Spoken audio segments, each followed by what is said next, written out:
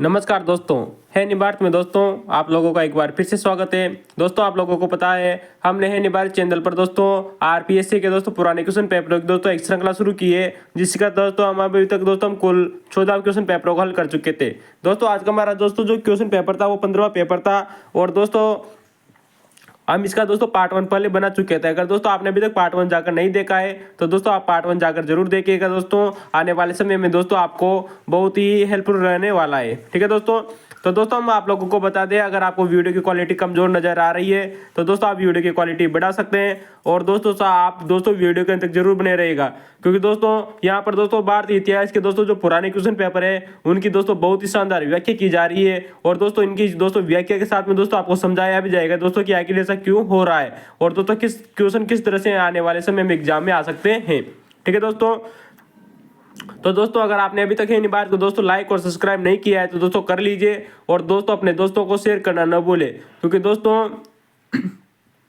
है निभारत चैनल पर दोस्तों जो आने वाले समय में दोस्तों आरपीएससी हो दोस्तों, चाहे वो दोस्तों यूपीएससी हो दोस्तों, चाहे वो दोस्तों बीपीएससी हो दोस्तों, चाहे वो Madhya Pradesh public service commission हो, आने वाले समय में दोस्तों कोई भी क्वेश्चन बाहर नहीं जाएगा। दोस्तों हम इस बात की दोस्तों आप लोगों से दोस्तों बहुत ही संतुष्टता के साथ में इस बात को कहते हैं और दोस्तों आप लोगों को पता भी होगा, अगर आपने हमारे दोस्तों अगर पुराने वीडियो देखे हैं दोस्तों इससे पहले के दोस्तों, तो आप लोगों को जरूर पता होगा कि दोस्तों क्या वाक्य में दोस्तों इन बात में कुछ न कुछ बात जरूर है। ठीक है दोस्तों, तो हम शुरुआत करते हैं दोस्तों। हमारा जो आज का पेपर है दोस्तों स्कूल लेक्चर की दोस्तों जो वैकेंसी थी दोस्तों फर्स्ट ग्रेड की वैकेंसी थी 2015 की वैकेंसी। दोस्तों जो पेपर हुआ था दोस्तों 2016 में पेपर हुआ था और दोस्तों हम इसका दोस्तों जीके का पेपर इससे पहले कर चुके थे और दोस्तों आप लोगों को पता होगा हम जो इतिहास का दोस्तों जो मेंस वाला पेपर कर रहे थे दोस्तों करीबन इसमें दोस्तों इंडियन हिस्ट्री के दोस्तों 80 क्वेश्चन आए थे।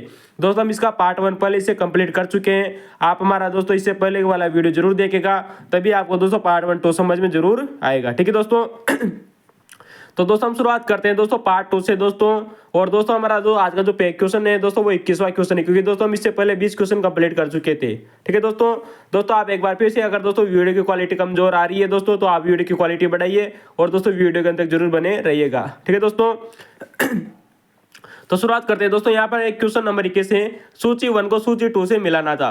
दोस्तों यहाँ पर सूची 1 और सूची 2 को मिलाने के लिए दोस्तों जो दिए गए थे दोस्तों आप लोगों को पता होगा भारतीय राज्य राष्ट्रीय जो कांग्रेस थी उसका जो कुछ अधिवेशन हुए थे दोस्तों, उन अधिवेशनों के दोस्तों अध्यक्ष और उनका दोस्तों सन दिया गया था कि किस सन में किसने अध्यक्षता की थी। दोस्तों आप लोगों को पता होगा भारतीय राष्ट्रीय कांग्रेस का दोस्तों सन 1911 में दोस्तों एक अधिवेशन हुआ था कलकत्ता में। दोस्तों यहाँ पर दोस्तों जो अध्यक्षता की थी वो थी दोस्तों बिशन नारायण धर ने। किसने की थी दोस्तों? बिशन नारायण धर ने। वहीं दोस्तों हम बात करें दोस्तों कि सन 1912 में, कब दोस्तों? सन 1912 में दोस्तों पटना में दोस्तों सन 1912 में पटना में दोस्तों RN मुदुलरकर के द्वारा अध्यक्षता की गई थी कांग्रेस की। वहीं दोस्तों हम बात करें कि सन 1913 में कराची में अधिवेशन हुआ था दोस्तों कांग्रेस का। दोस्तों ये भी याद रखना है दोस्तों कहाँ अधिवेशन हुआ था। सन 1913 में दोस्तों जो अधिवेशन हुआ था कांग्रेस का वो कराची में हुआ था और दोस्तों जो कराची में दोस्तों जो अध्यक्षता की थी भारतीय राष्ट्रीय कांग्रेस के अधिवेशन की वो थे दोस्तों सैयद मोहम्मद बहादुर। कौन से दोस्तों? सैयद मोहम्मद बहादुर। वहीं दोस्तों अगर हम आप बात करें दोस्तों कि सन 1914 में भारतीय राष्ट्रीय कांग्रेस का वार्षिक अधिवेशन दोस्तों मद्रास में हुआ था। याद रखना दोस्तों कहाँ हुआ था दोस्तों? सन 1914 में मद्रास में हुआ था और इसकी दोस्तों जो अध्यक्षता की थी वो थे दोस्तों भूपेंद्र नाथ बोस। ठीक है दोस्तों मैं आप लोगों को बता दें दोस्तों जो भारतीय राष्ट्रीय जो कांग्रेस होती थी ये वर्ष में अपने 2 अधिवेशन करती थी। एक अधिवेशन दोस्तों वार्षिक अधिवेशन होता था और एक अधिवेशन होता था दोस्तों विशेष अधिवेशन। दोस्तों याद रखना है विशेष अधिवेशन की अध्यक्षता अलग व्यक्ति करते थे और वार्षिक अधिवेशन की अध्यक्षता अलग व्यक्ति करते थे। तो दोस्तों हमने यहाँ पर सन 1911, सन 1912, 1913, 1914 के दोस्तों अधिवेशनों की चर्चा कर ली है। फिर गौर कीजिएगा दोस्तों सन 1911 में बिशन नारायण धर, सन 1912 में RN मुदुलकर, सन 1913 में सैयद मोहम्मद बहादुर और सन 1914 में दोस्तों भूपेंद्र नाथ बोस के द्वारा अध्यक्षता की गई थी। दोस्तों यहाँ पर एक बहुत ही जबरदस्त क्वेश्चन पूछा गया है। क्वेश्चन है दोस्तों आप लोगों के सामने कि प्रथम लाहौर षड्यंत्र केस। मैं दोस्तों बार बार रिपीट करूंगा इस शब्द को कि प्रथम मतलब प्रथम दोस्तों, और लाहौर षड्यंत्र केस की बात की जा रही है दोस्तों। कितना गजब का क्वेश्चन है दोस्तों, आपने कभी दोस्तों नाम भी नहीं सुना होगा ऐसा, क्योंकि कोई अध्यापक ऐसा बताता ही नहीं है दोस्तों इस क्वेश्चन के बारे में। दोस्तों क्वेश्चन पूछा गया है कि प्रथम लाहौर षड्यंत्र केस में किस व्यक्ति को सजा दी गई थी। दोस्तों यहाँ पर 4 ऑप्शनों में से एक व्यक्ति था जिसे फांसी दी गई थी, लेकिन दोस्तों हम यहाँ पे क्वेश्चन की दोस्तों उसका उत्तर होगा दोस्तों विष्णु गणेश पिंगले। क्या होगा दोस्तों? विष्णु गणेश पिंगले को दोस्तों प्रथम लाहौर षड्यंत्र केस में दोस्तों फांसी की सजा दी गई थी। दोस्तों हम यहाँ पर आप लोगों के सामने इस क्वेश्चन की दोस्तों बहुत ही शानदार व्याख्या करने वाले हैं और आने वाले दिनों में दोस्तों इस क्वेश्चन से दोस्तों बहुत सारे क्वेश्चन पूछे जाएंगे, याद रखना दोस्तों। ठीक है दोस्तों, तो दोस्तों आप लोगों ने कभी नाम नहीं सुना होगा दोस्तों कि लाहौर षड्यंत्र केस प्रथम था या द्वितीय था। दोस्तों आप याद रखना है दोस्तों, हमेशा लाहौर षड्यंत्र केस के नाम से दोस्तों दो षड्यंत्र केस हुए थे। एक वो था दोस्तों जिसमें दोस्तों भगत सिंह, सुखदेव और राजगुरु को फांसी दी गई थी, और एक है दोस्तों जिसमें दोस्तों विष्णु गणेश पिंगले और इनके साथियों को फांसी की सजा दी गई थी। दोस्तों बात करते हैं दोस्तों प्रथम लाहौर षड्यंत्र केस। दोस्तों इसमें इसके जो व्यक्ति थे इनको दोस्तों 16 नवंबर सन 1915 को फांसी की दी गई थी। कब दी गई थी दोस्तों? 16 नवंबर सन 1915 में दोस्तों 7 व्यक्तियों को फांसी दी गई थी। कितने व्यक्तियों को दोस्तों? 7 व्यक्तियों को फांसी दी गई थी। याद रखना दोस्तों, प्रथम लाहौर षड्यंत्र केस में दोस्तों ये 7 व्यक्ति कौन कौन थे, आइए हम उनकी चर्चा करते हैं दोस्तों। वेरी मोस्ट इंपोर्टेंट है दोस्तों, आने वाले समय में दोस्तों यूपीएससी ने क्वेश्चन पूछा हुआ है, आरपीएससी ने दोस्तों आप लोगों के सामने फर्स्ट ग्रेड में क्वेश्चन पूछ लिया है, और दोस्तों आने वाले समय में दोस्तों सेकंड ग्रेड और आरएसबी क्वेश्चन को जरूर पूछेगी। तो दोस्तों हम बात करते हैं प्रथम लाहौर षड्यंत्र केस में दोस्तों जिन व्यक्तियों को फांसी दी गई थी वो व्यक्ति तो दोस्तों 7 व्यक्ति, जिनको दोस्तों 16 नवंबर सन 1915 को फांसी दी गई थी। नंबर 1 आता है दोस्तों करतार सिंह सराफा। दोस्तों कौन दोस्तों? सबसे इंपॉर्टेंट है दोस्तों करतार सिंह सराफा दोस्तों, जिन्हें 19 वर्ष की उम्र में फांसी की सजा दी गई। नंबर 2 आते हैं दोस्तों बख्शी सिंह। कौन दोस्तों? बख्शी सिंह। नंबर 3 आते हैं दोस्तों जगत सिंह। नंबर 4 आते हैं दोस्तों सुरेंद्र सिंह। दोस्तों याद रखना, सुरेंद्र सिंह, जगत सिंह और ईश्वर सिंह। कौन थे दोस्तों? ईश्वर सिंह। और एक और व्यक्ति थे दोस्तों, वो थे दोस्तों हनुमान सिंह। कौन थे दोस्तों? हनुमान सिंह। तो दोस्तों ये 7 व्यक्ति थे जिन्हें दोस्तों प्रथम लाहौर षड्यंत्र केस में फांसी की सजा दी गई थी। फिर गौर कीजिएगा दोस्तों, करतार सिंह सराभा, बख्शी सिंह, जगत सिंह, सुरेंद्र सिंह, ईश्वर सिंह और दोस्तों हनुमान सिंह। और एक जो 7 व्यक्ति थे वो थे दोस्तों विष्णु गणेश पिंगले। कौन थे दोस्तों? विष्णु गणेश पिंगले। आखिर दोस्तों इन व्यक्तियों को फांसी क्यों दी गई थी दोस्तों, हम इसके भी इस बात की चर्चा करना चाहते हैं। दोस्तों आप लोगों को पता होगा कि दोस्तों अमेरिका में दोस्तों एक पार्टी की स्थापना की गई थी, वो थी दोस्तों गदर पार्टी। कौन दोस्तों? लाला हरदयाल के द्वारा गदर पार्टी की स्थापना की गई थी, जिसके दोस्तों जो कुछ प्रमुख सदस्य व्यक्ति थे, उन्होंने दोस्तों भारत में दोस्तों क्रांति करना चाहते थे। यानी दोस्तों वो क्या करना चाहते थे? भारत में आकर दोस्तों क्रांति करना चाहते थे दोस्तों गदर पार्टी के प्रमुख व्यक्ति, यानी उसके जो सदस्य थे दोस्तों गदर पार्टी के, वो दोस्तों 21 फरवरी दोस्तों सन 1915 को, कब दोस्तों? 21 फरवरी सन 1915 को दोस्तों भारत में दोस्तों क्रांति करना चाहते थे। लेकिन होता क्या है दोस्तों कि यहाँ पर किसी व्यक्ति के द्वारा अंग्रेजों को इस बात की सूचना दे दी जाती है कि दोस्तों की गदर पार्टी के जो प्रमुख सदस्य हैं वो भारत में क्रांति करना चाहते हैं आकर। तो दोस्तों क्या पता दोस्तों 21 फरवरी सन 1915 की तिथि अंकित की गई कि इनको क्रांति करनी थी, और दोस्तों बाद में दोस्तों अंग्रेजों को पता चल जाता है इस बात से पहले ही, और दोस्तों अंग्रेज इन व्यक्तियों को पकड़ लेते हैं। किनको दोस्तों? गदर पार्टी के सदस्यों को। और गदर पार्टी के सदस्यों को पकड़ने के बाद में दोस्तों इनको फांसी की सजा सुनाई जाती है। अतः दोस्तों इन 7 व्यक्तियों को दोस्तों 16 नवंबर सन 1915 को दोस्तों फांसी की सजा दी जाती है। दोस्तों वेरी मोस्ट इंपोर्टेंट है दोस्तों इनका जुर्म कुछ भी नहीं था, सिर्फ इन्होंने फांसी की मतलब दोस्तों क्रांति की योजना बनाई थी, इसी में इनको फांसी की सजा दी गई थी। याद रखना दोस्तों विष्णु गणेश पिंगले दोस्तों वेरी मोस्ट इंपोर्टेंट है, क्वेश्चन आया हुआ है। और करतार सिंह सराफा दोस्तों वेरी मोस्ट इंपोर्टेंट है, जिन्हें दोस्तों 19 वर्ष की आयु में दोस्तों, कब दोस्तों?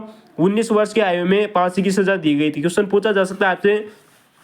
तो दोस्तों हमने बात कर ली दोस्तों प्रथम लाहौर षड्यंत्र केस की। अब हम बात करते हैं दोस्तों जिसे आप दोस्तों आप अक्सर दोस्तों इस क्वेश्चन को पढ़ते होंगे कि दो लाहौर षड्यंत्र केस। दोस्तों जिसे आप लाहौर षड्यंत्र केस पढ़ते हैं वो द्वितीय लाहौर षड्यंत्र केस है दोस्तों, जिसमें हम आप लोगों को बहुत बार बता चुके हैं, आप हमारे पुराने वीडियो देखेगा, जिसमें दोस्तों BSR को फांसी की सजा दी गई थी। B का मतलब दोस्तों भगत सिंह, S का मतलब दोस्तों सुखदेव और R का मतलब दोस्तों राजगुरु। कौन से दोस्तों? भगत सिंह, सुखदेव और राजगुरु को दोस्तों द्वितीय लाहौर षड्यंत्र केस के तहत सजा सुनाई गई थी। और दोस्तों ये जो व्यक्ति थे दोस्तों इनके ऊपर दोस्तों सन 1930 में मुकदमा चला था, और दोस्तों जो इनको फांसी दी गई थी दोस्तों वो दी गई थी दोस्तों 23 मार्च को। कब दोस्तों? 23 मार्च सन 1931 को फांसी की दी गई थी। किनको दोस्तों? भगत सिंह, सुखदेव और राजगुरु को। दोस्तों वेरी मोस्ट इंपोर्टेंट है, आने से वाले में क्वेश्चन दोस्तों याद रखना, भगत सिंह, सुखदेव और राजगुरु को दोस्तों फांसी की तिथि दोस्तों 24 मार्च अंकित की गई थी। याद रखना दोस्तों, भगत सिंह, सुखदेव और राजगुरु को दोस्तों फांसी की सजा 24 मार्च 1931 को देनी थी, लेकिन दोस्तों इन्होंने भगत सिंह, सुखदेव और राजगुरु के डर से दोस्तों एक दिन पहले इनको फांसी दे दी थी। ठीक है दोस्तों, 23 मार्च सन 1931 को। तो याद रखना दोस्तों, प्रथम लाहौर षड्यंत्र कौन था, द्वितीय लाहौर षड्यंत्र केस आप लोगों को जरूर याद रखने चाहिए। आने समय में यहाँ क्वेश्चन जरूर बनेगा। दोस्तों हम अगले क्वेश्चन की चर्चा करते हैं। क्वेश्चन नंबर दोस्तों 23। क्वेश्चन है दोस्तों, होम रूल आंदोलन में किन व्यक्तियों ने भाग लिया था। दोस्तों यहाँ पर दोस्तों 4 ऑप्शन दिए गए थे और चारों के चारों ऑप्शन दोस्तों बिल्कुल ही सत्य थे दोस्तों, जिसमें नंबर 1 आते हैं दोस्तों बाल गंगाधर तिलक। कौन दोस्तों, बाल गंगाधर तिलक दोस्तों होम रूल आंदोलन से संबंधित थे। नंबर 3 दूसरा आता है दोस्तों एनी बेसेंट, बिल्कुल सही बात है दोस्तों, एनी बेसेंट भी दोस्तों होम रूल आंदोलन से संबंधित थी। नंबर 3 आता है दोस्तों जवाहरलाल नेहरू। दोस्तों जो ऑप्शन में दिया गया था जवाहरलाल नेहरू, बिल्कुल सही बात है दोस्तों, क्योंकि दोस्तों जब होम रूल आंदोलन दोस्तों जब सन 1917 में एनी बेसेंट को गिरफ्तार कर लिया गया था, तो दोस्तों इनकी गिरफ्तारी के समर्थन में दोस्तों आए थे दोस्तों जवाहरलाल नेहरू। आप लोगों को जरूर याद रखना चाहिए। नंबर 4 आता है दोस्तों मोहम्मद अली जिन्ना। दोस्तों बिल्कुल सही बात है, जब एनी बेसेंट को गिरफ्तार कर लिया गया तब दोस्तों ये बहुत सारे ऐसे व्यक्ति थे दोस्तों जो होम रूल आंदोलन के समर्थन में आए थे सन 1917 में, जिनमें दोस्तों जवाहरलाल नेहरू, तेज बहादुर सप्रू, मोहम्मद अली जिन्ना शामिल थे दोस्तों। दिन में दोस्तों मोहम्मद अली जिन्ना आपको स्पेशल तरीके से याद रखने चाहिए। दोस्तों हम यहाँ पर बात करेंगे दोस्तों होम रूल आंदोलन की। किसकी दोस्तों, होम रूल आंदोलन की। दोस्तों इसकी शुरुआत किसने की, किसने इसको अधिक फैलाया। दोस्तों हम बात करते हैं कि दोस्तों बाल गंगाधर तिलक ने 28 अप्रैल सन 1916 को, फिर गौर कीजिएगा दोस्तों, हमने यहाँ पर 1 सितंबर लिख दिया है, यहाँ पर दोस्तों नोट कर लीजिए दोस्तों आप, 28 अप्रैल सन 1916 को बेलगांव पुणे में दोस्तों इसकी स्थापना की थी बाल गंगाधर तिलक ने। दोस्तों याद रखना दोस्तों कब की थी, 28 अप्रैल सन 1916 को दोस्तों बेलगांव पुणे में। कहां पर की थी दोस्तों, फिर गौर कीजिएगा, 28 अप्रैल सन 1916 को, 28 अप्रैल सन 1916 को बेलगांव पुणे में बाल गंगाधर तिलक ने होम रूल आंदोलन की स्थापना की थी दोस्तों। याद रखना बेलगांव नामक स्थान पर।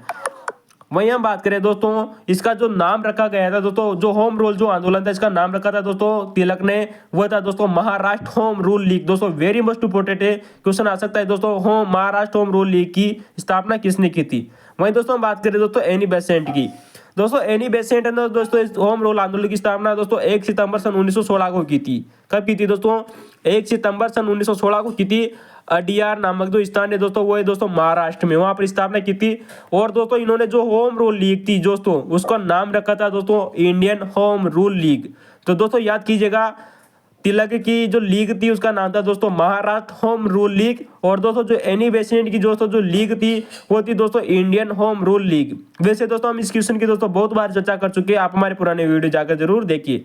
दोस्तों याद रखना, जब दोस्तों एनी बेसेंट को सन 1917 में गिरफ्तार कर लिया जाता है तो दोस्तों बहुत सारे व्यक्ति इसके सदस्य बनते हैं, जवाहरलाल नेहरू, मोहम्मद अली जिन्ना, तेज बहादुर सप्रू दोस्तों, जिनमें से दोस्तों मोहम्मद अली जिन्ना को दोस्तों एनी बेसेंट की इंडियन होम रूल लीग की दोस्तों जो बंबई की दोस्तों जो कमान संभाली थी दोस्तों किसने, मोहम्मद अली जिन्ना ने। दोस्तों याद रखना दोस्तों, ये क्वेश्चन दोस्तों आपसे क्वेश्चन पूछा जा सकता है, क्या मोहम्मद अली जिन्ना होम रूल आंदोलन के अध्यक्ष थे। बिल्कुल सही बात है, क्योंकि दोस्तों इन्होंने इंडियन होम रूल की दोस्तों जो एक सभा थी बंबई की उसकी अध्यक्षता की थी, या उसका दोस्तों समर्थन किया था मोहम्मद अली जिन्ना ने। ठीक है दोस्तों, और दोस्तों याद रखना आपने अक्सर एक बात सुनी होगी दोस्तों कि दोस्तों कुछ उपाधियां लौटा दी जाती थी दोस्तों आंदोलनों के दौरान। दोस्तों सर्वप्रथम नाइटहुड की दोस्तों जो उपाधि थी दोस्तों, सर्वप्रथम नाइटहुड की उपाधि लौटाने वाले व्यक्ति थे वो थे दोस्तों सुब्रमण्यम अय्यर। दोस्तों कौन थे दोस्तों, सुब्रमण्यम अय्यर ने दोस्तों सर्वप्रथम नाइटहुड की उपाधि लौटाई थी। क्यों लौटाई थी, क्योंकि दोस्तों एनी बेसेंट को होम रूल आंदोलन के दौरान गिरफ्तार कर लिया गया था। दोस्तों याद रखना दोस्तों, ये यूपीएससी क्वेश्चन में पूछा हुआ है कि दोस्तों सर्वप्रथम दोस्तों राजनीतिक उपाधि लौटाने का दोस्तों कार्य किस व्यक्ति ने किया था, वो थे दोस्तों सुब्रमण्यम अय्यर। यानी याद रखना दोस्तों, यह राजनीतिक उपाधि लौटाने वाले प्रथम घटना मानी जाती है। सुब्रमण्यम अय्यर द्वारा नाइटहुड की उपाधि सन 1917 में लौटाई गई थी दोस्तों होम रूल आंदोलन के दौरान। वेरी मोस्ट इंपोर्टेंट है, हम आप लोगों को फिर बता दें दोस्तों, होम रूल आंदोलन के दौरान दोस्तों सुब्रमण्यम अय्यर के द्वारा जब एनी बेसेंट को गिरफ्तार कर लिया गया तो इन्होंने अपनी नाइटहुड की उपाधि दोस्तों त्याग दी दोस्तों, जो ये राजनीतिक उपाधि लौटाने वाली प्रथम घटना मानी जाती है। ठीक है दोस्तों आप हमारे पुराने वीडियो देखिएगा दोस्तों, आप लोगों को होम रूल आंदोलन के बारे में दोस्तों बहुत ही शानदार जानकारी मिल जाएगी इस तरह की। ठीक है दोस्तों, अगले क्वेश्चन की बात करते हैं दोस्तों, क्वेश्चन नंबर 24। क्वेश्चन पूछा गया है दोस्तों कि गवर्नर जनरल की कार्यकारिणी परिषद, याद रखना दोस्तों क्वेश्चन पूछा गया है कि गवर्नर जनरल की कार्यकारिणी परिषद में पहले भारतीय सदस्य कौन थे। कौन दोस्तों क्वेश्चन फिर गौर कीजिएगा दोस्तों। मैं आप लोगों को बहुत बार बता चुके हैं कि दोस्तों आप जब क्वेश्चन को पढ़ें तो दोस्तों एक एक शब्द को अंडरलाइन करना चाहिए दोस्तों, जो मुख्य मुख्य शब्द है। जैसे कि यहाँ पर क्वेश्चन दिया गया है दोस्तों कि गवर्नर जनरल, नंबर दूसरा शब्द मुख्य है दोस्तों की कार्यकारिणी परिषद, और जो चौथा शब्द है दोस्तों कि पहले भारतीय सदस्य कौन थे। याद रखना दोस्तों, बहुत शानदार क्वेश्चन है कि गवर्नर जनरल की कार्यकारिणी परिषद में पहले भारतीय सदस्य कौन थे। दोस्तों यहाँ पर दोस्तों जब ऑप्शन दिए गए थे तो दोस्तों चारों ऑप्शन सेम थे, लेकिन दोस्तों मैं आप लोगों को बता दें सर सत्येंद्र प्रसन्न सिन्हा। दोस्तों याद रखना दोस्तों, सिन्हा तो दिए गए थे बहुत सारे, लेकिन दोस्तों जो सर सत्येंद्र प्रसन्न जो दोस्तों जो सिन्हा थे, ये गवर्नर जनरल की कार्यकारिणी परिषद में शामिल होने वाले प्रथम भारतीय थे दोस्तों। याद रखना दोस्तों। वहीं दोस्तों मैं आप लोगों को बता दें कि सर सत्येंद्रनाथ टैगोर दोस्तों पहले आईसीएस अधिकारी थे। याद रखना दोस्तों, सत्येंद्रनाथ टैगोर प्रथम आईसीएस अधिकारी थे दोस्तों भारतीय। दोस्तों यहाँ पर बात हुई है दोस्तों भारत परिषद अधिनियम सन 1919 की दोस्तों हम चर्चा करना चाहते हैं, क्योंकि दोस्तों प्रथम भारतीय इसी एक्ट के द्वारा जोड़ा गया था, जो दोस्तों गवर्नर जनरल की कार्यकारिणी परिषद थी। तो दोस्तों याद रखना भारत परिषद एक्ट सन 1909, कब दोस्तों भारत परिषद एक्ट सन 1909 के द्वारा प्रथम बार दोस्तों गवर्नर जनरल की कार्यकारिणी परिषद में दोस्तों एक भारतीय को जोड़ा गया था। याद रखना दोस्तों, कितने भारतीयों को जोड़ा गया था दोस्तों, एक भारतीय को जोड़ा गया था गवर्नर जनरल की दोस्तों कार्यकारिणी परिषद में। वहीं दोस्तों याद रखना दोस्तों, इसी एक्ट के द्वारा दोस्तों जो भारत सचिव की दोस्तों जो परिषद होती थी दोस्तों, याद रखना है दोस्तों, जो भारत सचिव की दोस्तों जो परिषद होती थी दोस्तों, ये इंग्लैंड में होती थी। कहाँ होती थी? इंग्लैंड में। उस परिषद में दोस्तों 2 भारतीयों को शामिल किया गया था इसी एक्ट के द्वारा। किसके द्वारा? भारतीय परिषद एक्ट सन 1909 के द्वारा प्रथम बार दोस्तों, फिर याद रखना दोस्तों, प्रथम बार भारत सचिव की परिषद में दोस्तों 2 भारतीयों को शामिल किया गया था दोस्तों। कितने व्यक्तियों को दोस्तों? गवर्नर जनरल के परिषद में दोस्तों एक व्यक्ति को शामिल किया जाएगा, जो पद दोस्तों भारत में होता था। वहीं दोस्तों हम बात करें दोस्तों भारत परिषद दोस्तों भारत सचिव की दोस्तों जो परिषद थी, ये ब्रिटेन में होती थी, और इसमें दोस्तों 2 भारतीयों को शामिल किया गया। नंबर 1 आता है दोस्तों केसी गुप्ता। दोस्तों बहुत बार एग्जाम में क्वेश्चन पूछा गया है, केसी गुप्ता। नंबर 2 व्यक्ति थे दोस्तों सैयद हुसैन बिलग्रामी। कौन थे दोस्तों? सैयद हुसैन बिलग्रामी। तो दोस्तों ये 2 व्यक्ति थे दोस्तों जिन्हें भारत सचिव की परिषद में प्रथम बार शामिल किया गया था, 2 भारतीयों को। नंबर याद रखना दोस्तों, केसी गुप्ता और सैयद हुसैन बिलग्रामी। ठीक है दोस्तों, भारत सचिव की परिषद में दोस्तों 2 व्यक्तियों को शामिल किया। वहीं दोस्तों जो गवर्नर जनरल की परिषद थी दोस्तों भारत में, उसकी दोस्तों जो कार्यकारिणी परिषद थी उसमें एक व्यक्ति को शामिल किया गया। कब शामिल किया गया दोस्तों? इंडियन काउंसिलिंग एक्ट सन 1909 के द्वारा। दोस्तों मैं आप लोगों को दोस्तों इस एक्ट के बारे में क्वेश्चन पूछा गया था दोस्तों बहुत शानदार क्वेश्चन था दोस्तों कि जो भारत परिषद एक्ट है दोस्तों सन 1909, ये किस समिति की रिपोर्ट पर लाया गया था? दोस्तों इसका उत्तर होगा अरुंडेल समिति। क्या नाम से दोस्तों? अरुंडेल समिति की रिपोर्ट के आधार पर ही दोस्तों इंडियन काउंसिलिंग एक्ट सन 1909 लाया गया था। वेरी मोस्ट इंपोर्टेंट है अरुंडेल समिति दोस्तों। अरुंडेल समिति ने दोस्तों सिफारिश की थी कि आप भारत परिषद एक्ट सन 1909 जरूर लाइए। और दोस्तों जब ये एक्ट लाया गया था, कौन सा दोस्तों? जब भारत शासन अधिनियम भारत परिषद एक्ट सन 1909 लाया था, उस समय दोस्तों जो भारत सचिव थे दोस्तों ब्रिटेन में, वो व्यक्ति थे दोस्तों लॉर्ड मार्ले। कौन दोस्तों? लॉर्ड मार्ले। और दोस्तों जो भारत गवर्नर था उसका नाम था दोस्तों लॉर्ड मिंटो। अतः दोस्तों भारत परिषद एक्ट सन 1909 को दोस्तों मार्ले मिंटो एक्ट के नाम से भी जाना जाता है। फिर समझिए दोस्तों, मार्ले कौन थे दोस्तों? भारत सचिव थे। और दोस्तों जो मिंटो थे वो भारत के गवर्नर जनरल थे। अतः सन 1909 के एक्ट को मार्ले मिंटो एक्ट भी कहते हैं। दोस्तों इस एक्ट की एक महत्वपूर्ण विशेषता ये भी थी दोस्तों कि सन 1909 का दोस्तों जो ये एक्ट था, इसमें मुस्लिमों को प्रत्यक्ष निर्वाचन दिया गया था। क्या दिया गया था दोस्तों? मुस्लिमों को प्रत्यक्ष निर्वाचन दिया गया था। यानी दोस्तों जो मुस्लिम व्यक्ति होते थे उनको एक प्रत्यक्ष क्षेत्र देकर उनको वहां पर निर्वाचन खड़ा करने की बात कही गई थी। किसमें दोस्तों? भारत परिषद एक्ट सन 1909 में। अतः दोस्तों जो जवाहरलाल नेहरू थे दोस्तों, ये क्वेश्चन आया हुआ है दोस्तों, यहाँ पर 2 कथन पूछे जाते हैं दोस्तों कि प्रत्यक्ष मुस्लिम जो निर्वाचन दिया गया था, यहाँ पर दोस्तों 2 कथन पूछे जाते हैं कि दोस्तों जवाहरलाल नेहरू ने दोस्तों यहाँ पर एक बात कही थी। किसकी दोस्तों?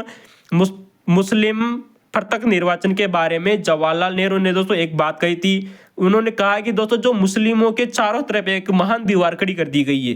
क्योंकि दोस्तों प्रत्यक्ष निर्वाचन क्षेत्र का मतलब क्या होता है? एक ऐसी जगह दोस्तों जहां पर दोस्तों केवल मुसलमान व्यक्ति ही दोस्तों निर्वाचन व्यक्ति के रूप में खड़े होंगे और उस व्यक्ति को दोस्तों मुस्लिम व्यक्ति ही वोट करेंगे। कहने का मतलब क्या होगा दोस्तों, यानी कि दोस्तों मुस्लिमों को एक अलग ही क्षेत्र में डाल दिया गया है। समझ गए दोस्तों आप लोगों को बात। तो दोस्तों मुस्लिमों के दोस्तों चारों तरफ एक दोस्तों महान दीवार खड़ी कर दी गई है। यहाँ पर यूं कहे दोस्तों कि मुसलमानों के चारों तरफ एक बाढ़ कर दी गई है दोस्तों, बाढ़ खड़ी कर दी गई है, जिसे दोस्तों भारत से बाहर कर दिया गया है। अर्थात दोस्तों भारत नामक देश से मुस्लिमों को दोस्तों एक महान दीवार खींच कर दोस्तों उनको भारत से अलग कर दिया गया है। किसने कहा था दोस्तों? जवाहरलाल नेहरू ने कहा था। क्यों कहा था? क्योंकि इसमें दोस्तों मुस्लिमों को प्रत्यक्ष निर्वाचन दिया गया था भारत परिषद एक्ट सन 1909 में दोस्तों अलग निर्वाचन दिया गया था। दोस्तों याद रखना दोस्तों, जो भारत शासन एक्ट दोस्तों जो सन 1909 था दोस्तों, ये सबसे कम समय तक चलने वाला अधिनियम था। यानी कि दोस्तों इंडियन दोस्तों जो ब्रिटिश सरकार थी उसने भारत में जितने भी दोस्तों जो अधिनियम लाए थे दोस्तों, उनमें सबसे कम समय तक चलने वाला अधिनियम था दोस्तों भारत शासन अधिनियम 1909, सॉरी दोस्तों भारत परिषद अधिनियम सन 1909। दोस्तों याद रखना ये क्वेश्चन आरपीएससी ने क्वेश्चन पूछा हुआ है कि सबसे कम समय तक चलने वाला अधिनियम कौन सा था? भारत परिषद अधिनियम सन 1909। दोस्तों यहाँ पर एक बात याद रखना, हम आप लोगों से चर्चा कर रहे थे मुस्लिमों को प्रत्यक्ष निर्वाचन की बात। दोस्तों यहाँ पर दोस्तों जो भारत सचिव थे दोस्तों, कौन थे दोस्तों? भारत सचिव थे दोस्तों लॉर्ड मार्ले। लॉर्ड मार्ले ने दोस्तों एक पत्र लिखा था दोस्तों लॉर्ड मिंटो यानी गवर्नर जनरल को। किसने दोस्तों?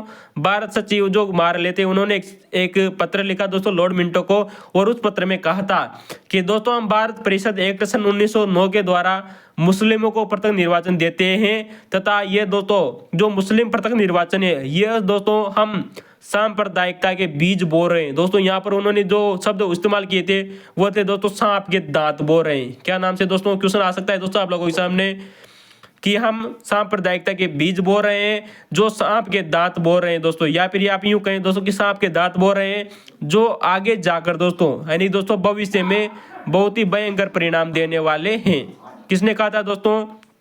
लॉर्ड मार्ले ने कहा था। दोस्तों हम इस क्वेश्चन को एक बार फिर रिपीट करते हैं। मुस्लिमों को प्रत्यक्ष निर्वाचन देने के संदर्भ में लॉर्ड मार्ले ने कहा कि हम सांप्रदायिकता के बीज बो रहे हैं या सांप के दांत बो रहे हैं, जो आगे चलकर दोस्तों बहुत ही भयंकर परिणाम देने वाले हैं। दोस्तों ये क्वेश्चन दोस्तों Uttar Pradesh public service commission में पूछा गया है। ठीक है दोस्तों, अगले क्वेश्चन की तरफ चलते हैं दोस्तों। क्वेश्चन नंबर है दोस्तों क्वेश्चन नंबर 25। क्वेश्चन आया है दोस्तों कि एशिया माइनर में, दोस्तों याद रखना हम आप उसी बात को दोस्तों हम फिर से रिवीजन करना चाहते हैं कि दोस्तों आप कोई सा भी कथन क्वेश्चन पढ़िए उसके मुख्य मुख्य शब्दों को जरूर अंडरलाइन करना चाहिए, क्योंकि दोस्तों बहुत सारी जानकारियां छुपी होती है क्वेश्चन के अंदर। क्वेश्चन है दोस्तों एशिया माइनर, दोस्तों एक जगह का नाम है एशिया माइनर जो वर्तमान में दोस्तों तुर्की में है। क्वेश्चन है कि एशिया माइनर जो तुर्की नामक देश में है वहां से दोस्तों एक अभिलेख मिला है बोगोज गोई अभिलेख। कौन सा दोस्तों? बोगोज कोई अभिलेख दोस्तों जो 1400 ईस्वी पूर्व का है, यानी ईस्वी शताब्दी से भी दोस्तों 1400 वर्ष पहले का। क्वेश्चन है एशिया माइनर तुर्की के बोगोज कोई अभिलेख जो कि 1400 ईस्वी पूर्व का है, इस अभिलेख में दोस्तों किन वैदिक देवताओं का उल्लेख मिलता है? यानी दोस्तों जो बोगोज कोई दोस्तों जो अभिलेख है इसमें कुल कितने देवताओं का उल्लेख मिलता है? दोस्तों यहाँ पर 4 देवताओं का उल्लेख मिलता है इस अभिलेख में। वो थे दोस्तों इंद्र, मित्र, वरुण और दोस्तों अश्विनी। फिर गौर कीजिएगा दोस्तों, इंद्र, मित्र, वरुण और दोस्तों नासत्य, या फिर दोस्तों हम इसे कहते हैं दोस्तों अश्विनी कुमार। फिर गौर कीजिएगा दोस्तों, बोगोज कोई अभिलेख दोस्तों तुर्की नामक देश में मिला है दोस्तों, जहां पर एक जगह का नाम है दोस्तों एशिया माइनर जगह। कौन सी जगह है दोस्तों? एशिया माइनर एक जगह है दोस्तों तुर्की नामक देश में, जहां से दोस्तों 1400 ईस्वी पूर्व का दोस्तों एक अभिलेख मिला है, उसका नाम है दोस्तों बोगोज कोई अभिलेख। दोस्तों जो ये अभिलेख है दोस्तों इसमें कुल भारतीय दोस्तों जो देवता है दोस्तों इंद्र, मित्र, वरुण और दोस्तों नासत्य, जिसे दोस्तों अश्विनी कुमार भी कहते हैं, इन 4 देवताओं का उल्लेख मिलता है दोस्तों इस अभिलेख में। दोस्तों ये क्वेश्चन दोस्तों बार बार रिपीट हो रहा है, आप लोगों को जरूर याद रखना चाहिए। दोस्तों आप हमारे पुराने वीडियो देखिए दोस्तों बहुत बार रिवीजन हुआ है इस क्वेश्चन का। दोस्तों यहाँ पर हम दोस्तों महत्वपूर्ण बात आप लोगों को बता दें, इस बोगोज कोई अभिलेख की दोस्तों खोज सन 1907 में की थी, जिसका नाम था दोस्तों विक्लर महोदय। वेरी मोस्ट इंपोर्टेंट है दोस्तों, आपसे क्वेश्चन पूछा जा सकता है कि बोगोज कोई अभिलेख की खोज सन 1907 में किसने की थी? उसका उत्तर होगा दोस्तों विक्लर महोदय। किसने की थी दोस्तों? इसकी खोज सन 1907 में दोस्तों विक्लर महोदय ने की थी। और दोस्तों जो ये बोगोज कोई जो अभिलेख था इसकी दोस्तों जो लिपि थी वो थी दोस्तों कील की लिपि। कौन सी लिपि दोस्तों? कील की लिपि में लिखा गया अभिलेख है दोस्तों। और दोस्तों बोगोज कोई अभिलेख की दोस्तों जो भाषा है दोस्तों वह संस्कृत भाषा है। कौन सी भाषा है दोस्तों? संस्कृत भाषा में लिखा गया है दोस्तों, कील की लिपि में लिखा गया है दोस्तों। आपसे यहाँ पर क्वेश्चन दोस्तों ब्राह्मी लिपि देगा, जो कि दोस्तों बिल्कुल ही गलत रहने वाला है। ठीक है दोस्तों, तो याद रखना दोस्तों 4 देवताओं का उल्लेख मिलता है, जिनमें दोस्तों इंद्र है, मित्र है, वरुण है, नासत्य है, यानी दोस्तों अश्विनी कुमार। सन 1907 में दोस्तों खोज की विक्लर महोदय ने। यहाँ पे दोस्तों जो लिपि है वो कील की लिपि है और संस्कृत भाषा में लिखा गया अभिलेख है दोस्तों। दोस्तों यहाँ पर अभिलेख की चर्चा हुई है दोस्तों। हम कुछ अभिलेखों की दोस्तों हम यहाँ पर आपको लोगों को जानकारी देना चाहते हैं, जिनमें दोस्तों जो क्वेश्चन दोस्तों Uttar Pradesh public service question में पूछे गए हैं कि सर्वप्रथम दोस्तों अश्वमेध यज्ञ की सूचना किस अभिलेख में मिलती है? इसका उत्तर होगा दोस्तों अयोध्या अभिलेख में मिलती है दोस्तों, जो कि दोस्तों धन देव द्वारा अब उत्कीर्ण करवाया गया था। यानी कि दोस्तों सर्वप्रथम दोस्तों जो अश्वमेध ये जो यज्ञ है इसकी सूचना देने का दोस्तों जो अभिलेख है उसका नाम है दोस्तों अयोध्या का अभिलेख, जिसकी दोस्तों उत्कीर्ण करता थे वो थे दोस्तों धन देव नामक शासक। दोस्तों यहाँ पर एक क्वेश्चन भी पूछा गया है कि शून्य के सर्वप्रथम प्रमाण में कहाँ से मिलते हैं? वैसे तो दोस्तों हम आप लोगों को बता चुके थे दोस्तों कि शून्य की खोज दोस्तों आर्यभट्ट ने की थी अपने ग्रंथ आर्यभट्टियम में। लेकिन दोस्तों इसके सर्वप्रथम अभिलेख में प्रमाण कहाँ पर मिलते हैं, यानी कि कौन सा अभिलेख है दोस्तों जो शून्य के प्रमाण की जानकारी देता है? वो उसका उत्तर होगा दोस्तों ग्वालियर अभिलेख। दोस्तों अभिलेख क्यों पूछा गया है? क्या पूछा गया है दोस्तों?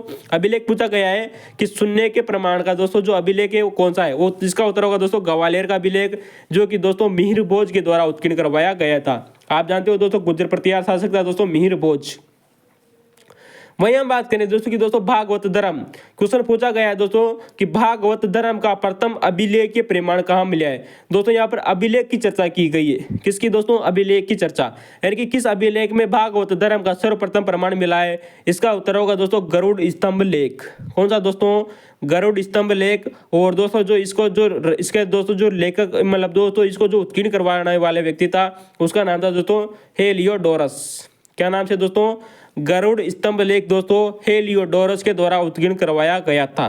दोस्तों हम आप लोगों से एक क्वेश्चन पूछना चाहते हैं कि राजस्थान में सर्वप्रथम दोस्तों भागवत धर्म के प्रमाण किस मंदिर से मिले हैं? आप हमें कमेंट में जरूर बताइएगा। फर्स्ट ग्रेड में क्वेश्चन पूछा हुआ है दोस्तों कि राजस्थान में भागवत धर्म के सर्वप्रथम प्रमाण किस मंदिर से मिले। तो दोस्तों यहाँ पर अभिलेख की चर्चा हो गई कि भागवत धर्म का प्रथम प्रमाण देने वाला दोस्तों जो अभिलेख है वो है दोस्तों गरुड़ स्तंभ लेख हेलियोडोरस। दोस्तों आपको क्वेश्चन की जानकारी कैसी लगी आप हमें कमेंट में जरूर बताइएगा। दोस्तों आप वीडियो की क्वालिटी बढ़ा सकते हैं। आपको दोस्तों वीडियो के अंदर जरूर बने रहिएगा दोस्तों, बहुत ही मजेदार रहने वाला है ये वीडियो। ठीक है दोस्तों हम अगले क्वेश्चन की चर्चा करते हैं।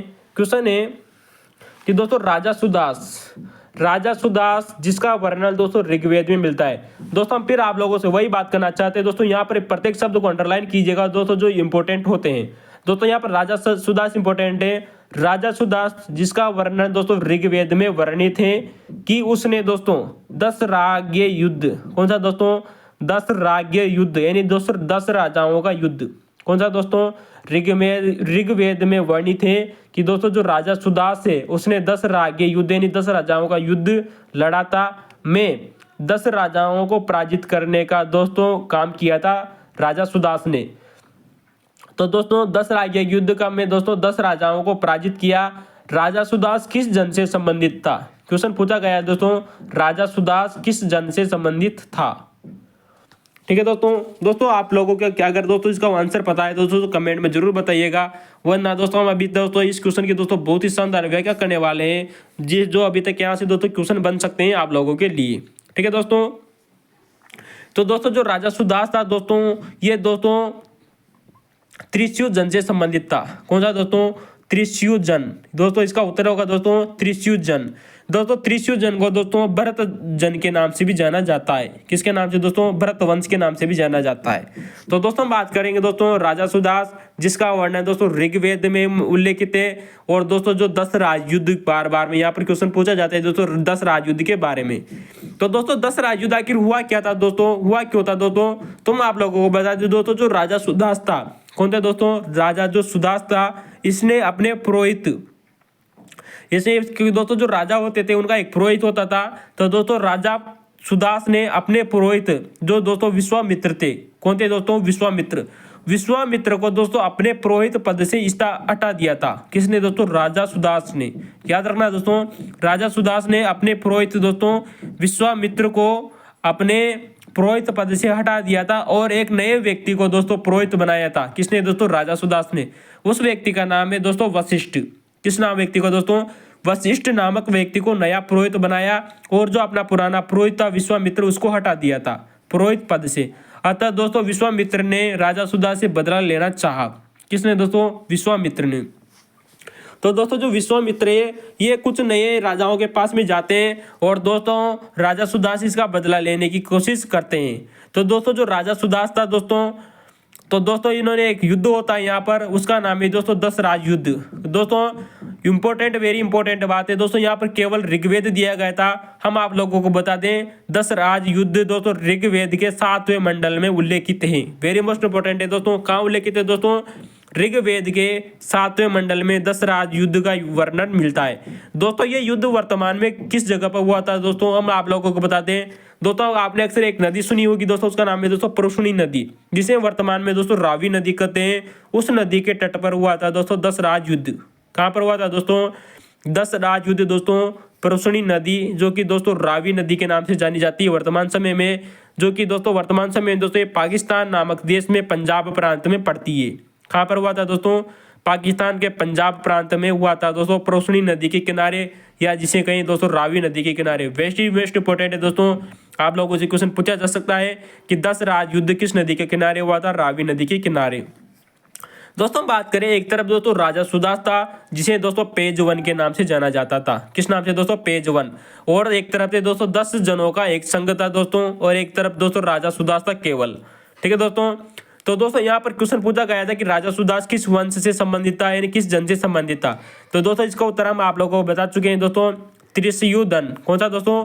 त्रिशूदन से संबंधित है दोस्तों। त्रिशूदन को दोस्तों भरत जन के नाम से भी जाना जाता है, और वर्तमान में भारत नामक देश का दोस्तों जो नाम पड़ा है दोस्तों भरत के नाम पर ही भारत पड़ा है दोस्तों। वेरी मोस्ट इंपॉर्टेंट ना, इसी वंश के आधार पर दोस्तों भारत का नाम भरत पड़ा है। ठीक है दोस्तों। तो दोस्तों राजा सुदास ने अपना एक नया पुरोहित बनाया, वशिष्ठ वो बनाया, और जो विश्वामित्र थे दोस्तों वह नए राजाओं के पास में चले जाते हैं। वो थे दोस्तों 10 जनों का संघ। उनके जो पुरोहित बने दोस्तों वो बने दोस्तों विश्वामित्र। दोस्तों क्वेश्चन पूछा जा सकता है कि 10 जनों के संघ के दोस्तों पुरोहित कौन थे? विश्वामित्र। और दोस्तों जो 10 जन थे दोस्तों उनके दोस्तों यानी 10 राजाओं को हराने का काम किया था, लेकिन उनका एक नेतृत्व दोस्तों एक राजा ने किया था, उसका नाम था दोस्तों पुरु नामक राजा। कौन था दोस्तों? पुरु नामक राजा। तो दोस्तों जो राजा सुदास है दोस्तों ये विजय हो जाता है, और दोस्तों ये उसके सामने के दोस्तों 10 राजाओं को हरा देता है, जिनका नेतृत्व कर रहा था दोस्तों पुरु नामक राजा। कौन दोस्तों? पुरु नामक राजा ने नेतृत्व किया था, उनको हरा देता है दोस्तों राजा सुदास। दोस्तों यहाँ पर याद रखना है दोस्तों कि दोस्तों जो राजा जो सुदास था, राजा सुदास का एक व्यक्ति ने सहयोग किया था दोस्तों। बहुत ही शानदार क्वेश्चन है कि इसमें इस युद्ध में दोस्तों 10 राज युद्ध में राजा सुदास का सहयोग करने वाला व्यक्ति कौन था, यानी कि दोस्तों किस जन से संबंधित था? इसका उत्तर होगा दोस्तों श्रीजय। कौन सा दोस्तों? श्रीजन्य नामक एक कबीला था दोस्तों जिसने राजा सुदास का सहयोग दिया था। श्रीजन्य नामक कबीले ने दोस्तों राजा सुदास का सहयोग दिया था। वेरी मोस्ट इंपॉर्टेंट बात है दोस्तों। यहाँ पर कुछ फैक्ट दिए हुए हैं दोस्तों, हम आप लोगों को कुछ फैक्ट बताए थे दोस्तों जो एग्जाम में पूछे गए हैं कि दोस्तों जो हेट जेल था, कौन दोस्तों? हेट जले ने 10 राज युद्ध को दोस्तों भारतीय इतिहास को रेखांकित करने वाला युद्ध कहा है। किसने कहा था दोस्तों? हेट जेल नामक व्यक्ति ने 10 राज युद्ध को भारतीय इतिहास को रेखांकित करने वाला युद्ध कहा है। अर्थात क्यों कहे दोस्तों? स्नैपशॉट इंडियन हिस्ट्री कहा है। किसने कहा है? हेट जेल ने। किसको कहा था दोस्तों? 10 राज युद्ध को। दोस्तों ऋग्वेद में उल्लेखित दोस्तों अंतिम राजा मिलता है, उसका नाम है दोस्तों राजा सगर। आप लोगों से क्वेश्चन पूछा जा सकता है क्योंकि दोस्तों यहाँ पर ऋग्वेद की बात हुई है, ऋग्वेद के 7वें मंडल की बात हुई है जिसमें 10 राजयुद्ध का वर्णन है। यहाँ पर राजाओं की लड़ाइयों की बात हो रही है। अतः ही दोस्तों आप लोगों से क्वेश्चन पूछा जा सकता है कि ऋग्वेद में उल्लेखित अंतिम राजा कौन था? इसका उत्तर होगा दोस्तों राजा सगर। ठीक है दोस्तों। हम अगले क्वेश्चन की तरफ चलते हैं। क्वेश्चन नंबर है दोस्तों 27। कौन सा दोस्तों? क्वेश्चन नंबर 27 है कि दोस्तों विदेह माधव। कौन दोस्तों? विदेह माधव अपने पुरोहित दोस्तों हम आप लोगों को फिर बता दें दोस्तों, क्वेश्चन को गौर से पढ़ना और एक एक शब्द को अंडरलाइन करना। क्वेश्चन है, विदेह माधव का अपने पुरोहित जिसका नाम है दोस्तों गौतम राहु गण के साथ दोस्तों पूर्व दिशा की ओर प्रज्वलन। कौन से दोस्तों पूर्व दिशा की ओर प्रज्वलन का कथानक किस में उल्लेखित है? यानी कि दोस्तों जो विदेह माधव था वो अपने एक जो पुरोहित था उसका नाम है दोस्तों गौतम राहु गण, उसके साथ दोस्तों पूर्व दिशा की ओर जाते हैं। इस प्रकार की दोस्तों जो कथा है इसमें इसका उल्लेख किस में मिलता है? दोस्तों इसका आप लोगों को उत्तर में कमेंट में बताइएगा कि इस जो विदेह माधव था दोस्तों वो अपने पुरोहित उसका नाम था दोस्तों गौतम राहु गण। दोस्तों आप लोगों से क्वेश्चन पूछा जा सकता है कि विदेह माधव का दोस्तों पुरोहित कौन था, उसका नाम है दोस्तों गौतम राहु गण, याद रखना दोस्तों। और आप लोगों से ये भी क्वेश्चन बन सकता है कि विदेह माधव अपने पुरोहित के साथ में किस दिशा की ओर जाने की चर्चा मिलती है? इसका उत्तर होगा दोस्तों पूर्व दिशा की ओर जाना। दोस्तों जो ये कथा मिलती है ये मिलती है दोस्तों सत्यपथ ब्राह्मण में। किसमें मिलती है दोस्तों? सत्यपथ ब्राह्मण में। दोस्तों हम आप लोगों को बता दें सत्यपथ ब्राह्मण में दोस्तों बहुत सारी कथाएं मिलती है, जिनमें दोस्तों मुख्य हैं दोस्तों कि दोस्तों हम बात करें दोस्तों कि सत्यपथ दोस्तों जो ब्राह्मण है दोस्तों ये दोस्तों यजुर्वेद का एक भाग है। किसका दोस्तों? यजुर्वेद का एक ब्राह्मण ग्रंथ है सत्यपथ ब्राह्मण ग्रंथ। दोस्तों इसमें जल पलावन की कथा का उल्लेख मिलता है। किसका मिलता है दोस्तों? जल पलावन की कथा का उल्लेख मिलता है। और दोस्तों इसमें दोस्तों पुनर्जन्म की चर्चा भी मिलती है। दोस्तों ये सत्यपथ ब्राह्मण वही सत्यपथ ब्राह्मण है जिसमें दोस्तों याज्ञवल्क्य मैत्री और दोस्तों याज्ञवल्क्य गार्गी, कौन सा दोस्तों? याज्ञवल्क्य मैत्री और याज्ञवल्क्य गार्गी का संवाद भी मिलता है। ठीक है दोस्तों, तो दोस्तों इसमें जल पलावन की कथा मिलती है। यानी कि दोस्तों जब आपको पता है दोस्तों जो पृथ्वी थी वो जल में डूब गई थी और भगवान विष्णु ने दोस्तों मत्स्य अवतार लेकर और वराह अवतार लेकर इस पृथ्वी को बचाया था दोस्तों, उसकी कथा भी इसी में मिलती है। दोस्तों इसमें दोस्तों याज्ञवल्क्य मैत्री और दोस्तों याज्ञवल्क्य गार्गी के मध्य दोस्तों जो संवाद हुआ था वो भी दोस्तों सत्यपथ ब्राह्मण में ही उल्लेखित है।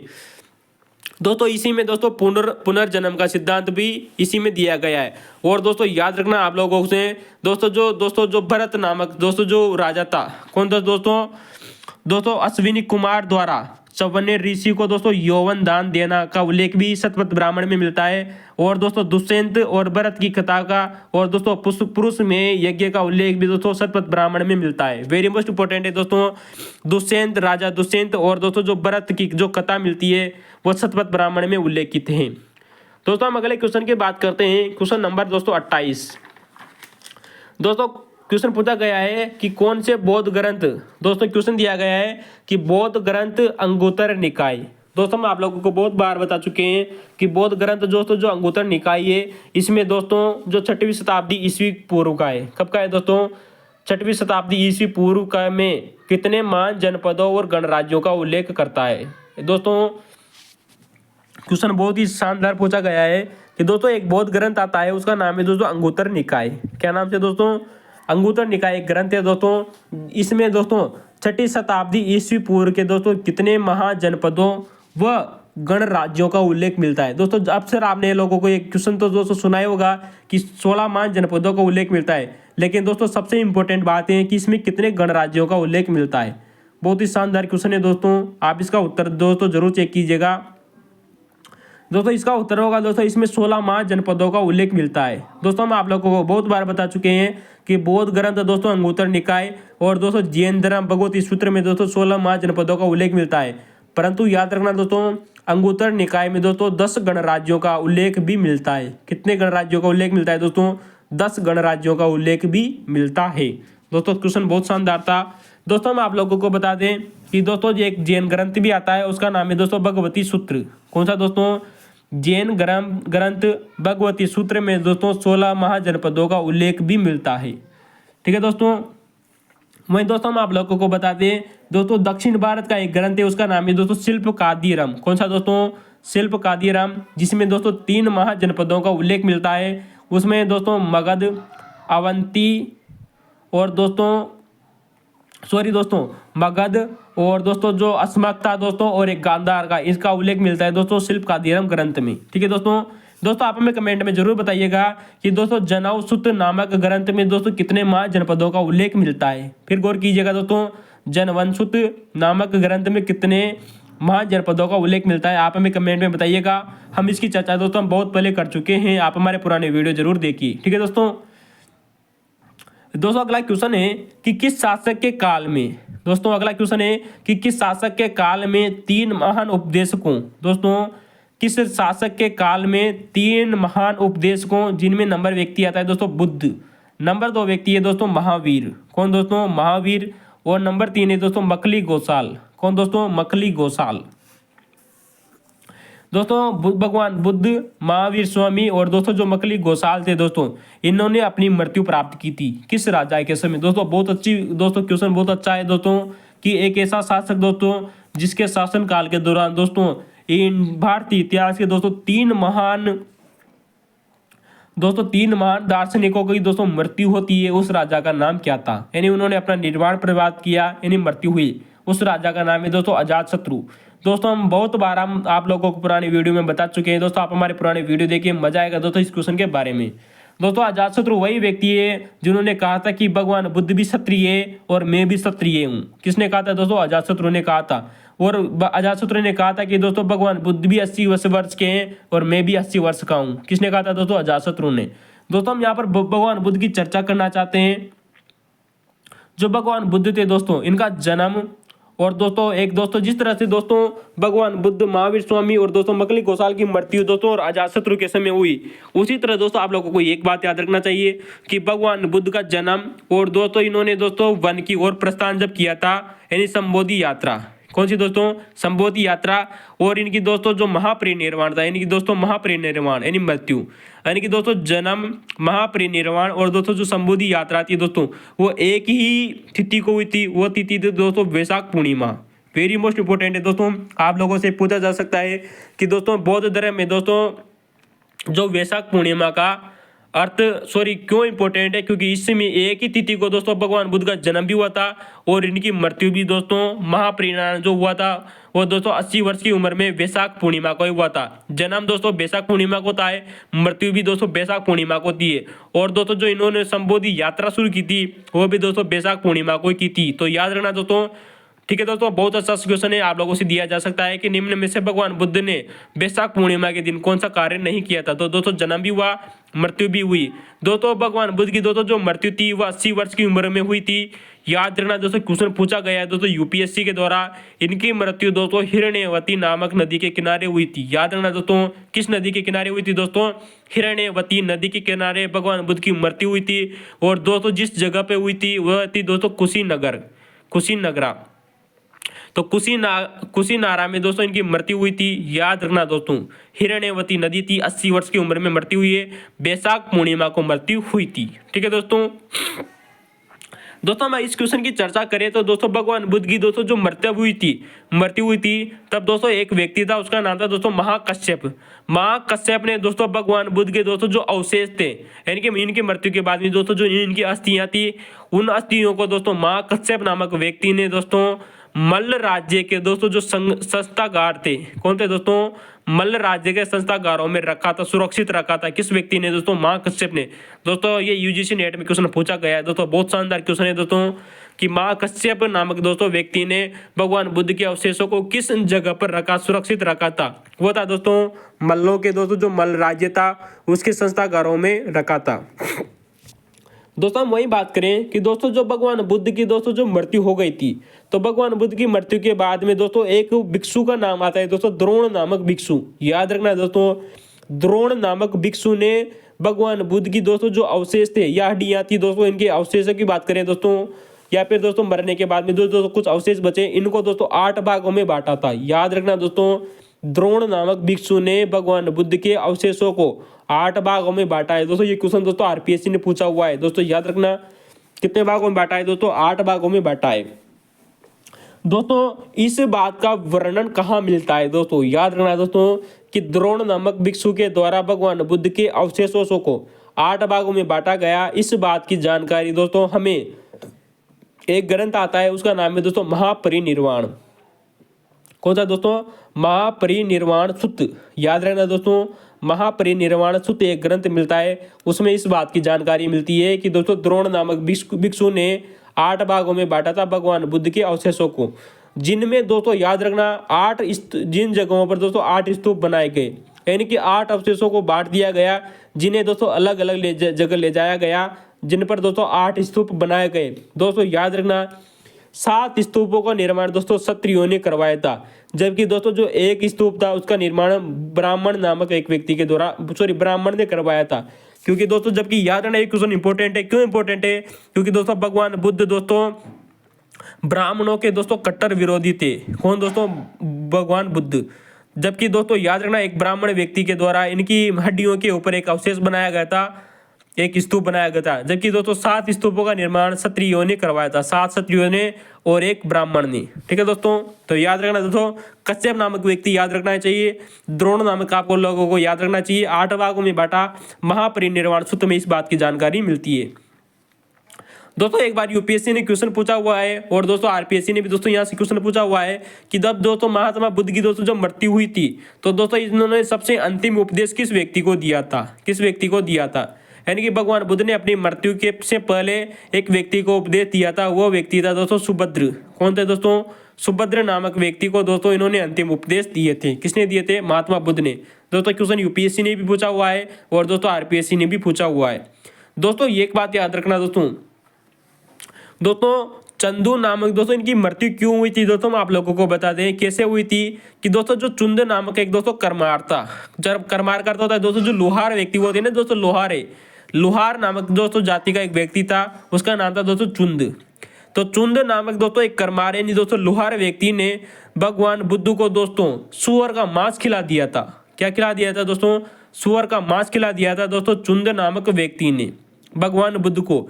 अतः दोस्तों जब ये भगवान बुद्ध को चुंद नामक व्यक्ति ने सुअर का मांस खिलाया था दोस्तों मल्ल राज्य में। कहाँ खिलाया था दोस्तों? मल्ल राज्य में खिलाया था। अतः दोस्तों भगवान बुद्ध को दोस्तों एक रोग हो गया था, उसका नाम था दोस्तों उदय विकार। क्या होता है दोस्तों? उदर विकार। दोस्तों उदर जानते हो ना दोस्तों, जो पेट होता है, पेट में दोस्तों एक विकार उत्पन्न हो गया था जिसे उदर विकार कहते हैं। दोस्तों आप लोगों को पता होगा इसे दोस्तों पेचिस रोग के नाम से भी जाना जाता है। तो दोस्तों दोस्तों जो भगवान बुद्ध थे उनको उदर विकार रोग हो गया जिसे पेचिस कहते हैं दोस्तों। अतः दोस्तों इनकी मृत्यु हो जाती है दोस्तों पावा में। कहाँ हो जाता है दोस्तों? रोग कहाँ हुआ था दोस्तों? पावा में। ठीक है दोस्तों, तो दोस्तों याद रखना दोस्तों अंतिम उपदेश किसको दिया था दोस्तों? सुभद्र नामक व्यक्ति को दिया था। इनकी दोस्तों मृत्यु कैसे होती है? क्योंकि दोस्तों चुंद नामक एक दोस्तों जो दोस्तों जो लोहार था वो इनको सुअर का मांस खिला देता है और इनको एक रोग हो जाता है जिसका नाम है दोस्तों पेचिस रोग। जानता होंगे दोस्तों आप पेचिस रोग। दोस्तों हम अगले क्वेश्चन की बात करते हैं। अगला क्वेश्चन है दोस्तों कि यहाँ पर दोस्तों कुछ संस्थापक दिए गए हैं जो उनके संप्रदाय कौन कौन से थे। दोस्तों आपको इस क्वेश्चन की व्याख्या कैसी लगी आप हमें कमेंट में जरूर बताइएगा। ठीक है दोस्तों,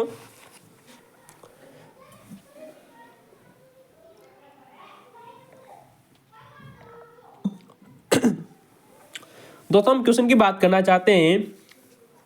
क्वेश्चन नंबर 30। दोस्तों आप हमें अगर हमारा वीडियो कैसा लगा कमेंट में जरूर बताइएगा। दोस्तों यहाँ पर दिए कुछ संस्थापक दिए गए हैं और उनके द्वारा चलाए गए दोस्तों संप्रदाय दिए गए हैं। दोस्तों जो मकली गोसाल थे दोस्तों हमने यहाँ पर इनको मिलान कर दिया है कि दोस्तों जो मकली गोसाल थे दोस्तों, तो मकली गोसाल ने दोस्तों आजीवक संप्रदाय चलाया था। किसने चलाया था दोस्तों? मकली गोसाल ने आजीवक संप्रदाय की स्थापना की थी। जिस तरह दोस्तों गौतम बुद्ध ने बौद्ध धर्म चलाया उसी तरह दोस्तों मकली गोसाल ने आजीवक संप्रदाय की स्थापना की थी। याद रखना दोस्तों आप लोगों से क्वेश्चन पूछा जा सकता है। आजीवक संप्रदाय को दोस्तों भाग्यवादी या नियतिवादी के नाम से भी जाना जाता है। वेरी मोस्ट इंपॉर्टेंट है दोस्तों, आने वाले समय में क्वेश्चन जरूर बनेगा कि आजीवक संप्रदाय को किस नाम से जाना जाता है? भाग्यवादी और नियतिवादी के नाम से भी जाना जाता है। दोस्तों मकली गोसाल दोस्तों महावीर स्वामी के शिष्य थे। कौन दोस्तों? मकली गोसाल। तो दोस्तों आजीवक संप्रदाय की बात तो हो गई। दोस्तों मकली गोसाल ने स्थापना की थी आजीवक संप्रदाय की, जिसे दोस्तों भाग्यवादी या नियतिवादी के नाम से भी जाना जाता है। दोस्तों एक और व्यक्ति था जिसने एक संप्रदाय चलाया था, वो थे दोस्तों संजय बेलट पुत्र। कौन थे दोस्तों? संजय बेलट पुत्र। दोस्तों संजय दोस्तों जो बेलट पुत्र थे इन्होंने दोस्तों संदेहवादी संप्रदाय की स्थापना की थी। किसने की थी दोस्तों? संजय बेलट पुत्र ने दोस्तों संदेहवादी संप्रदाय चलाया था। दोस्तों याद रखना संजय में भी आगे स आता है और संदेह में भी आगे स आता है। तो दोस्तों जो संजय बेलट पुत्र थे दोस्तों इन्होंने संदेहवादी संप्रदाय चलाया। याद रखना है दोस्तों संदेहवादी संप्रदाय को दोस्तों अज्ञेयवादी संप्रदाय या अनिश्चयवादी संप्रदाय के नाम से भी जाना जाता है। फिर गौर कीजिएगा दोस्तों, संदेहवादी संप्रदाय को अज्ञेयवादी संप्रदाय या अनिश्चयवादी संप्रदाय के नाम से भी जाना जाता है, जबकि दोस्तों नियतिवादी के नाम से आजीविक संप्रदाय को जाना जाता है। दोस्तों जो संजय बेलट पुत्र थे दोस्तों, माना जाता है दोस्तों भगवान बुद्ध के 2 शिष्य सारिपुत्र और महामोदगलन, दोस्तों बुद्ध के से पहले इन्हीं की शिष्य हुआ करते थे। दोस्तों याद रखना, सारिपुत्र और महामोदगलन बुद्ध से पहले इन्हीं के शिष्य थे दोस्तों, संजय बेलट पुत्र के। दोस्तों अगला दोस्तों जो ऑप्शन था, क्वेश्चन नंबर ऑप्शन जो 3 था दोस्तों, वो था दोस्तों कि अजीत केस कंबली ने दोस्तों किस संप्रदाय की स्थापना की थी। इसका उत्तर होगा दोस्तों उच्छेदवादी संप्रदाय। कौन दोस्तों? अजीत केस कंबलिन ने दोस्तों उच्छेदवादी संप्रदाय की स्थापना की थी। किसकी की थी दोस्तों? उच्छेदवादी संप्रदाय की स्थापना की थी।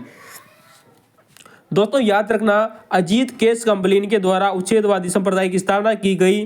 दोस्तों इसे भौतिकवादी संप्रदाय के नाम से भी जाना जाता है। किसको दोस्तों? अजीत केस कंबलिन ने जो संप्रदाय चलाया उसका नाम है दोस्तों भौतिकवादी संप्रदाय, जिसे दोस्तों उच्छेदवादी संप्रदाय के नाम से भी जाना जाता है। दोस्तों मैं आप लोगों को बता दें दोस्तों, जो अजीत केस कंबलिन थे दोस्तों, इन्होंने भौतिकवादी सिद्धांत दिया। अतः दोस्तों सर्वप्रथम पहले भारतीय व्यक्ति थे दोस्तों। कौन? अजीत केस कंबलिन पहले भारतीय व्यक्ति माने जाते हैं जिन्होंने दोस्तों भारतीय इतिहास में सर्वप्रथम इन्होंने ही दोस्तों पूर्ण भौतिकवादी सिद्धांत दिया था। किसने दिया था दोस्तों? अजीत केस कंबलिन ने। दोस्तों आप लोगों से क्वेश्चन पूछा जा सकता है कि किस दार्शनिक के द्वारा पूर्ण भौतिकवादी सिद्धांत दिया गया था, तो इसका उत्तर होगा दोस्तों अजीत केस कंबलिन। कौन दोस्तों? अजीत केस कंबलिन। ठीक है दोस्तों, तो दोस्तों अजीत केस कंबलिन के द्वारा पूर्ण भौतिकवादी सिद्धांत दिया गया और इन्होंने जो संप्रदाय चलाया उसका नाम है दोस्तों भौतिकवादी संप्रदाय, जिसे दोस्तों उच्छेदवादी संप्रदाय के नाम से भी जाना जाता है। ठीक है दोस्तों, यहाँ पर जो अगला ऑप्शन था दोस्तों ऑप्शन नंबर 4। कौन दोस्तों? Option number 4। दोस्तों जो ऑप्शन नंबर 4 है वो है दोस्तों कि पूर्ण कश्यप ने दोस्तों पूर्ण कश्यप ने किस संप्रदाय की स्थापना की थी। इसका उत्तर होगा दोस्तों घोर अक्रियावादी संप्रदाय। कौन सा दोस्तों? घोर अक्रियावादी दोस्तों संप्रदाय। पूर्ण कश्यप ने दोस्तों एक संप्रदाय चलाया, उसका नाम था दोस्तों घोर अक्रियावादी या दोस्तों अकर्मवादी। कौन सा दोस्तों? अकर्मवादी या दोस्तों अक्रिया, यानी दोस्तों क्रिया न करना अर्थात कर्म न करना। किसने कहा था दोस्तों? पूर्ण कश्यप ने। किसने कहा था दोस्तों? इन्होंने दोस्तों अकर्मवादी थे। दोस्तों कौन थे दोस्तों? अकर्मवादी थे दोस्तों पूर्ण कश्यप। आप लोगों से क्वेश्चन पूछा जा सकता है दोस्तों कि दोस्तों अकर्मवादी व्यक्ति कौन से थे दोस्तों? वो थे दोस्तों पूर्ण कश्यप। दोस्तों ये एक बात याद रखना दोस्तों, हम आपसे इससे पहले दोस्तों बहुत बार चर्चा कर चुके हैं दोस्तों अजातशत्रु की। दोस्तों अजातशत्रु दोस्तों भगवान बुद्ध का शिष्य बनने से पहले पूर्ण कश्यप का शिष्य था। दोस्तों याद रखना दोस्तों, अजातशत्रु दोस्तों जो कि मगध का शासक था, वो दोस्तों भगवान बुद्ध का शिष्य बनने से पहले उन्होंने अपने गुरु बनाया था, उसका नाम था दोस्तों पूर्ण कश्यप। ठीक है दोस्तों, अगला क्वेश्चन आया है। अगला दोस्तों ये 4 ऑप्शन दोस्तों क्वेश्चन में दिए गए थे। हम यहाँ पर दोस्तों 2 ऑप्शनों की और बात करना चाहते हैं। क्वेश्चन नंबर दोस्तों एक फैक्ट आता है कि दोस्तों महावीर स्वामी को किस नाम से जाना जाता है। दोस्तों जो महावीर स्वामी थे इनको दोस्तों बौद्ध ग्रंथों में दोस्तों निकटनाथ पुत्र कहा गया है। क्या कहा गया है दोस्तों? जो महावीर स्वामी थे दोस्तों जैन धर्म के दोस्तों 24वें तीर्थंकर महावीर स्वामी को दोस्तों निकटनाथ पुत्र भी कहा गया है। दोस्तों निकटनाथ नाग पुत्र कहा गया है। किसको कहा गया है दोस्तों? महावीर स्वामी को। कहाँ कहा गया है दोस्तों? दोस्तों जो बौद्ध ग्रंथ है उनमें कहा गया है। एक और व्यक्ति आते हैं दोस्तों, उनका नाम है दोस्तों पबुद्ध कच्चायन। कौन थे दोस्तों? पबुद्ध कच्चायन। दोस्तों इन्होंने एक संप्रदाय चलाया था, उसका नाम है दोस्तों नियतिवादी संप्रदाय। कौन सा दोस्तों? नित्यवादी संप्रदाय। दोस्तों जो नित्यवादी जो संप्रदाय था वो प्रबुद्ध कच्चायन ने चलाया था। किसने चलाया था दोस्तों? पबुद्ध कच्चायन ने चलाया था दोस्तों नित्यवादी संप्रदाय। और दोस्तों पबुद्ध कच्चायन ने दोस्तों संसार में 7 तत्वों की बात की थी। कितने तत्वों की बात की थी दोस्तों? 7 तत्वों की बात की थी। दोस्तों इन्होंने याद रखना दोस्तों, क्वेश्चन पूछा जा सकता है कि किस दार्शनिक के द्वारा संसार में 7 तत्व माने गए थे। इसका उत्तर होगा दोस्तों पबुद्ध कच्चायन। दोस्तों जो 7 तत्व कौन कौन से थे हम आप लोगों को बता दें दोस्तों, सुख दुख क्षिति जल पावक वायु और आत्मा। याद रखना दोस्तों, क्षिति जल पावक वायु सुख दुख और आत्मा, ये 7 तत्व बताए थे दोस्तों पबुद्ध कच्चायन ने। नित्यवादी थे दोस्तों। ठीक है दोस्तों, एक क्वेश्चन आता है दोस्तों कि दोस्तों जो भगवान गौतम बुद्ध की दोस्तों जो शिष्य थे दोस्तों सारिपुत्र और महामोदगलन। कौन थे दोस्तों? भगवान बुद्ध के दोस्तों दो सबसे बड़े शिष्य थे दोस्तों, सबसे अच्छे शिष्य थे, वो थे दोस्तों सारिपुत्र और महामोदगलन दोस्तों, जिनका दोस्तों अवशेष है वर्तमान में दोस्तों सांची में इनके अवशेष स्थित है दोस्तों। तो दोस्तों ये भगवान बुद्ध के शिष्य बनने से पहले दोस्तों संजय बेलटपुत्र के ही शिष्य थे दोस्तों। याद रखना दोस्तों, किसके शिष्य थे दोस्तों? संजय बेलटपुत्र के शिष्य थे गौतम बुद्ध के शिष्य बनने से पहले, ठीक है दोस्तों। और दोस्तों वर्तमान में सारिपुत्र और दोस्तों महामोदगलन का दोस्तों जो अवशेष है दोस्तों वो सांची में बने हुए हैं। इनके ऊपर, इनके अवशेषों के ऊपर सांची में एक स्तूप बना हुआ है। कहाँ बना हुआ है दोस्तों? सांची में। और सांची वर्तमान में दोस्तों आप लोगों को पता है मध्य प्रदेश राज्य में स्थित है, ठीक है दोस्तों। हम अगले क्वेश्चन की बात करना चाहते हैं। अगला क्वेश्चन आता है दोस्तों, क्वेश्चन नंबर दोस्तों 31। दोस्तों क्वेश्चन बहुत अच्छा क्वेश्चन पूछा गया है दोस्तों। फर्स्ट ग्रेड स्कूल लेक्चरर की वैकेंसी थी दोस्तों 2015 की। क्वेश्चन पूछा गया है कि किस स्थल से दोस्तों, किस स्थल पर एक स्तूप अवशेष मिले हैं दोस्तों जहां से अशोक की प्रस्तर, किस स्थल पर स्थित दोस्तों अशोक स्तंभों से दोस्तों अशोक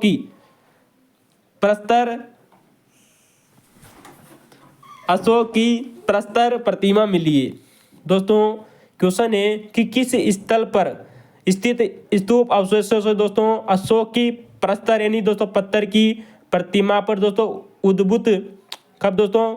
उद्भूत प्रतिमा प्राप्त हुई है दोस्तों, जिस पर दोस्तों उसका नाम उत्कीर्ण है। यानी कि दोस्तों एक ऐसा स्तूप दोस्तों जहां से अशोक की दोस्तों पत्थर का दोस्तों एक प्रतिमा मिली है दोस्तों, पत्थर की बनी हुई प्रतिमा मिली है। एक ऐसा स्तूप है दोस्तों जहां से उसकी अशोक की पत्थर की प्रतिमा मिली, जहां पर दोस्तों उसका नाम भी उत्कीर्ण है दोस्तों। उस जगह का नाम बताना है दोस्तों। इसका उत्तर होगा दोस्तों कनगनहल्ली कर्नाटक दोस्तों। क्या होगा दोस्तों कि दोस्तों जो कनगनहल्ली दोस्तों है दोस्तों एक जगह है कनगनहल्ली, जो दोस्तों वर्तमान में दोस्तों गुलबर्गा कर्नाटक में आती है। कहाँ आती है दोस्तों? गुलबर्गा कर्नाटक में एक जगह है दोस्तों जहाँ से दोस्तों हमें अशोक के दोस्तों जो मौर्य शासक अशोक था, यहाँ पर इसका एक स्तूप बना हुआ है दोस्तों कर्नाटक में, जहाँ पर दोस्तों अशोक ने अपनी एक प्रतिमा भी बनाई है दोस्तों, पत्थर की प्रतिमा दोस्तों। जो ये पत्थर की जो प्रतिमा थी इसके नीचे दोस्तों मौर्य सम्राट अशोक ने अपना नाम भी लिखा रखा है, उसका नाम है दोस्तों रान्या अशोक दोस्तों। इंपॉर्टेंट है दोस्तों क्वेश्चन दोस्तों। क्वेश्चन बहुत बार यूजीसी नेट में क्वेश्चन पूछा गया है कि दोस्तों कनगनहल्ली नामक स्थान से दोस्तों जो अशोक का जो नाम मिलता है वो नाम क्या है? इसका नाम है दोस्तों रान्यो अशोक। क्या नाम है दोस्तों? रान्यो अशोक दोस्तों। रान्यो अशोक को दोस्तों हम राजा अशोक कह सकते हैं, ठीक है दोस्तों। तो दोस्तों मौर्य शासक था दोस्तों अशोक, जिसने कर्नाटक में एक स्तूप बनवाया और अपनी एक पत्थर की प्रतिमा बनवाई, जिसके नीचे दोस्तों रान्यो अशोक लिखा हुआ है दोस्तों, अर्थात तो इसका अर्थ होता है दोस्तों राजा अशोक दोस्तों। यहाँ पर क्वेश्चन पूछा गया है, अतः दोस्तों हम इस क्वेश्चन की दोस्तों व्याख्या करना चाहते हैं आप लोगों के सामने दोस्तों। बहुत ही शानदार रहने वाली है ताकि आने वाले समय में दोस्तों यहाँ से एग्जाम में क्वेश्चन बाहर न जाए दोस्तों। जो ये अशोक की जो प्रतिमा बनी हुई है दोस्तों पत्थर की प्रतिमा है, रान्य अशोक लिखा हुआ है दोस्तों। इस अशोक के एक हाथ में दोस्तों छत्र है और एक हाथ में दोस्तों शंख लिया हुआ है। किसने? दोस्तों राजा अशोक ने दोस्तों। याद रखना एक हाथ में छत्र है और एक हाथ में शंख है दोस्तों। जो ये अशोक की दोस्तों जो प्रतिमा है दोस्तों पत्थर की प्रतिमा कनगनहल्ली कर्नाटक में दोस्तों जो मिली है, इसकी खोज दोस्तों केपी पुनाचा ने की थी। किसने की थी दोस्तों? आप लोगों से क्वेश्चन पूछा जा सकता है कि कर्नाटक के कंगनहल्ली नामक स्थान पर दोस्तों जो अशोक की पत्थर की प्रतिमा मिली है, इसकी खोज किस व्यक्ति ने की थी? इसका उत्तर होगा दोस्तों केपी पुनाचा। क्या उत्तर होगा दोस्तों? केपी पुनाचा दोस्तों। हम यहाँ पर दोस्तों पत्थर की बात कर रहे थे दोस्तों कि अशोक के दोस्तों जो स्तंभ थे वो पत्थर के मिले दोस्तों। याद रखना दोस्तों धौली नामक एक उड़ीसा की जगह आती है दोस्तों, और एक जगह है दोस्तों कालमी उत्तराखंड। कहाँ पर दोस्तों? धौली उड़ीसा और दोस्तों कालमी उत्तराखंड दोस्तों। यहाँ से दोस्तों पत्थर की प्रतिमा मिली है, उसका नाम है दोस्तों गजसाई प्रतिमा। यानी कि दोस्तों जो हाथी है, हाथी की एक पत्थर की प्रतिमा कहाँ से मिली है दोस्तों? धौली उड़ीसा और दोस्तों कालमी उत्तराखंड से गज शीर्ष की प्रतिमा मिली है दोस्तों स्तूपों के ऊपर। कहाँ ऊपर दोस्तों? स्तूपों के ऊपर दोस्तों गज शीर्ष की प्रतिमा मिली है दोस्तों। यहाँ पर नोट करने वाली बात है कि दोस्तों जो कालमी नामक दोस्तों जो जगह है उत्तराखंड में, यहाँ पर दोस्तों जो ये गज की प्रतिमा है दोस्तों, पत्थर की प्रतिमा है दोस्तों, हाथी की पत्थर की प्रतिमा है, इसके ऊपर एक शब्द लिखा हुआ है ब्राह्मी लिपि में, उसका नाम है दोस्तों गजतमे। क्या होता है क्वेश्चन है दोस्तों कि ब्राह्मी लिपि में गजत में लिखा हुआ है दोस्तों, काल में उत्तराखंड से जो हाथी की पत्थर की प्रतिमा मिली है, किस चीज दोस्तों, पत्थर की प्रतिमा, उस पर दोस्तों गजत में लिखा हुआ है। दोस्तों आप लोगों से क्वेश्चन पूछा जा सकता है कि दोस्तों अशोक मौर्य अशोक द्वारा स्थापित दोस्तों हाथी की दोस्तों जो प्रतिमा मिली है जिस पर गजत में उत्कीर्णन है, ये कहाँ से मिली है, इसका उत्तर होगा दोस्तों कालमी उत्तराखंड से। ठीक है दोस्तों, गजत में का अर्थ होता है दोस्तों सर्वोत्तम हाथी उत्कीर्ण है। दोस्तों यहाँ पर एक फैक्ट और आता है दोस्तों, क्वेश्चन आप लोगों से पूछा जा सकता है कि दोस्तों मौर्य अशोक द्वारा किस स्थान पर दोस्तों कल्प वृक्ष और दोस्तों ताड़ वृक्ष उत्कीर्णन करवाए गए हैं। दोस्तों क्वेश्चन बहुत शानदार है दोस्तों, आने वाले समय में आप लोगों से क्वेश्चन जरूर बनेगा कि दोस्तों मौर्य सम्राट अशोक के द्वारा कल्प वृक्ष और दोस्तों ताड़ वृक्ष उत्कीर्ण स्तंभ शीर्ष कहाँ से प्राप्त हुए हैं। दोस्तों इसका उत्तर होगा दोस्तों बेसनगर विदिशा। कहाँ से प्राप्त हुआ दोस्तों, बेसनगर विदिशा से। दोस्तों आप लोगों को पता होगा हिंदू धर्म में दोस्तों जो कल्प वृक्ष है दोस्तों ये माता लक्ष्मी का प्रतीक है, वहीं दोस्तों जो ताड़ वृक्ष है दोस्तों ये भगवान कार्तिकेय का प्रतीक माना जाता है। कौन दोस्तों, फिर गौर कीजिएगा दोस्तों, बेसनगर दोस्तों जो विदिशा से दोस्तों कल्प वृक्ष और ताड़ वृक्ष के दोस्तों सम्राट मौर्य अशोक के उत्कीर्णन दोस्तों एक स्तंभ मिले हैं जिनके ऊपर दोस्तों कल्प वृक्ष और ताड़ वृक्ष उत्कीर्णन है। दोस्तों ये कल्प वृक्ष दोस्तों माता लक्ष्मी का प्रतीक होता है और दोस्तों जो ताड़ वृक्ष है दोस्तों ये भगवान कार्तिकेय का प्रतीक होता है। तो दोस्तों आज हम इन्हीं क्वेश्चनों को यहीं पर दोस्तों समाप्त करते हैं। आप लोगों को दोस्तों ये क्वेश्चन कैसे लगे आप हमें कमेंट में जरूर बताइएगा। दोस्तों यहाँ पर हमने दोस्तों इनकी व्याख्या की है दोस्तों थोड़ी बहुत दोस्तों, जो आने वाले समय में आप लोगों को बहुत ही हेल्पफुल रहने वाली है। और दोस्तों हम आप लोगों से वादा करते हैं आने वाले समय में क्वेश्चन बाहर नहीं जाएगा। तो दोस्तों आप अपने दोस्तों को शेयर कर सकते हैं, नहीं बात को लाइक और सब्सक्राइब करना न भूलें। ठीक है दोस्तों, तो दोस्तों हम आपसे विदा लेते हैं और दोस्तों आप हमारे पुराने वीडियो जरूर देखना न भूलें। थैंक यू दोस्तों।